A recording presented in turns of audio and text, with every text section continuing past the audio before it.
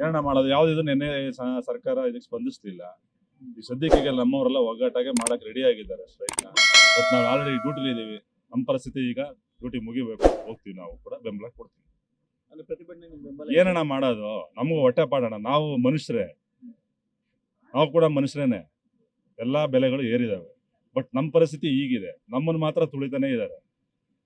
ಹಾಗಾಗಿ ನಾವು ಕೂಡ ಹೌದು ಸರ್. ಏನ್ ಸರ್ ಮಾಡೋದು? ಏನ್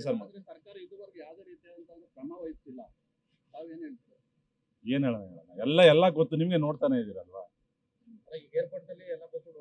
ಇಲ್ಲ ಸರ್, ನೋಡಿ ಈಗ ಪರಿಸ್ಥಿತಿ ಹೆಂಗಿದೆ ಅಂದ್ರೆ ನಮ್ದು ಇರ್ಲಬಾರ್ದು ಹೋಗ್ಲಬಾರ್ದು ಆ ರೀತಿ ಇದೆ.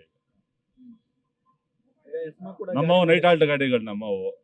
ನಾವು ಕೂಡ ಡಿಪೋ ಹೋಗ್ತೀವಿ ಸರ್. ಎಸ್ಮಾ ಕೂಡ ಜಾರಿ ಮಾಡಿದೆ ಅಂದ್ರೆ ಕಡ್ಡಾಯವಾಗಿ ಬರಲೇಬೇಕು ಅನ್ನೋದು. ಕಡ್ಡಾಯವಾಗಿ ಬರಲೇಬೇಕು ಅಂದ್ರೆ ಏನ್ ಸರ್? ನಮ್ಮ ಹಕ್ಕನ್ನ ನಾವು ಕೇಳಿದ್ರೆ ನಮ್ಮನ್ನ ಇದ್ ಮಾಡ್ತಾರೆ. ಏನ್ ಸರ್ ಮಾಡೋದು?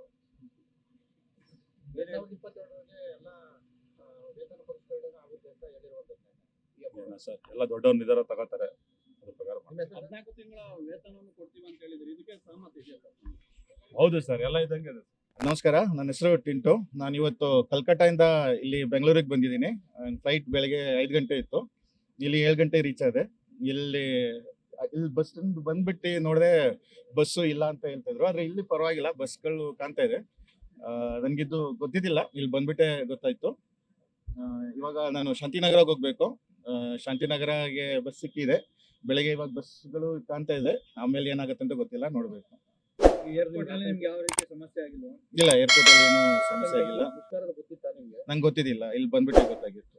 ಲೇಟೆಸ್ಟ್ ಹಾಗೂ ಇಂಟ್ರೆಸ್ಟಿಂಗ್ ಸುದ್ದಿಗಳಿಗಾಗಿ ಬಾಸ್ ಟಿವಿ ಕನ್ನಡ ಚಾನೆಲ್ನ ಸಬ್ಸ್ಕ್ರೈಬ್ ಮಾಡಿ. ಹಾಗೆಯೇ ಬೆಲ್ ಐಕಾನ್ ಪ್ರೆಸ್ ಮಾಡಿ. ಇದರ ಜೊತೆಗೆ ಫೇಸ್ಬುಕ್, ಇನ್ಸ್ಟಾಗ್ರಾಮ್, ಎಕ್ಸ್ ನಲ್ಲೂ ಮಿಸ್ ಮಾಡದೆ ಫಾಲೋ ಮಾಡಿ.